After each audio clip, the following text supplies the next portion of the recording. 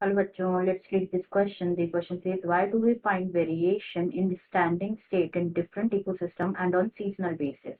तो उस क्वेश्चन में पूछा जा रहा है कि हम वेरिएशंस क्यों देखते हैं स्टैंडिंग स्टेट में डिफरेंट इकोसिस्टम्स में ऑन सीजनल बेसिस। तो सबसे पहले यहाँ पे अगर हम बात करें अबाउट की कॉन्सेप्ट, तो जो की कॉन्सेप्ट इस क्वेश्चन में यूज किया गया है that is standing state. Standing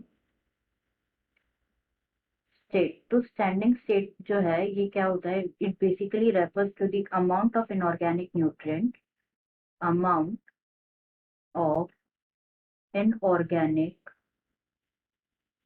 nutrients जो जैसे कि नाइट्रोजन हो गया, कार्बन हो गया, पोटेशियम हो गया, प्रेजेंट होते हैं in the soil. Nitrogen, carbon, potassium present होते हैं in soil at specific time. At specific time, वो it refers to the standing state. तो ये क्या बताता है, बेसिकली प्रोडक्टिविटी बताता है किसी भी इकोसिस्टम की at a specific time. It tells the productivity of ecosystem at a specific, किसी भी स्पेसिफिक समय पे। ये तो बात हो गई अबाउट स्टैंडिंग स्टेट। तो इकोसिस्टम के बारे में अगर हम यहाँ पे बात करें, इको सिस्टम, तो इकोसिस्टम बेसिकली क्या होता है, ये फंक्शनल यूनिट होता है जिसमें like which is made up of all organism in specific place, so that जो कि इंटरेक्ट कर सकते हैं आपस में एंड विद द एनवायरनमेंट। तो ये बना होता है लिविंग कंपोनेंट से, जिसे बायोटिक कहा जाता है, नॉन लिविंग कंपोनेंट से। It is made up of living and non living component से बना होता है, नॉन लिविंग कंपोनेंट से बना होता है।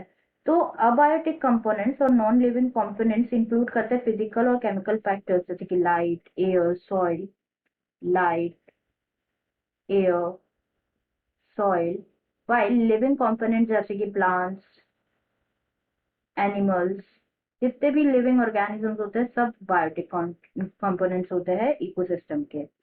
तो जो स्टैंडिंग स्टेट होती है, स्टैंडिंग स्टेट जैसे कि हमने डिस्कस किया, किसी भी अमाउंट ऑफ मतलब जितने टोटल अमाउंट ऑफ न्यूट्रिएंट्स जो कि प्रेजेंट होते हैं in the soil in a specific time. तो ये डिस्क्राइब करते हैं कि जो नॉन लिविंग मैटर होता है एंड वो कैसे रोटेट करता है around the living and non living matter components of an ecosystem. मतलब जो नॉन लिविंग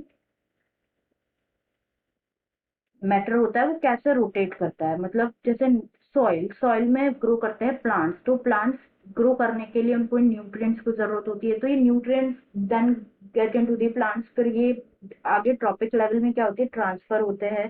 तो ये रेगुलरली क्या होते हैं, ड्रेन होते हैं। ये स्टैंडिंग स्टेट जो है रेगुलरली ड्रेन होती है एंड रिप्लेनिश होती है बाय द लिविंग मैटर। तो ड्रेन कैसे, मतलब बहुत सारे ड्रेन होने के कॉजेज होते हैं, जैसे ऑन सीजनल बेसिस, जैसे बारिश आ गई तो लगभग सारे न्यूट्रिएंट्स जो होते हैं, इफ बहुत तेज बारिश आ गई, फ्लड हो गया, तो वो क्या हो जाते हैं, ड्रेन हो जाते हैं इन दी रिवर्स और पॉन्ड्स में, सारे न्यूट्रिएंट्स ड्रेन हो जाते हैं। फिर ये वापस जो है रिप्लेनिश होते हैं by the activity of micro organisms. जो लिविंग ऑर्गेनिजम्स है उनकी एक्टिविटी से वापस जो है ये आ जाते हैं। तो दैट्स व्हाई हम क्या शो कर, ये हम क्या देखते हैं, वेरिएशन देखते हैं स्टैंडिंग स्टेट में। और ये जो है it takes place in growth medium of producers and describe करते हैं लाइक प्रोडक्टिविटी डिस्क्राइब करते हैं किसी भी इकोसिस्टम की।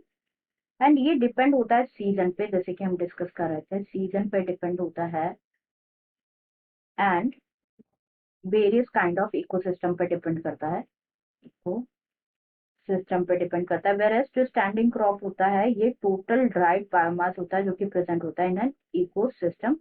इट इज अ क्रॉप जो कि ग्रो होती है स्पेशली फॉर सीरियल्स एंड जो स्टैंडिंग क्रॉप्स होती है वो that can be change depending on the monsoon. So this is all about the question. I hope you understood it well. Best of luck.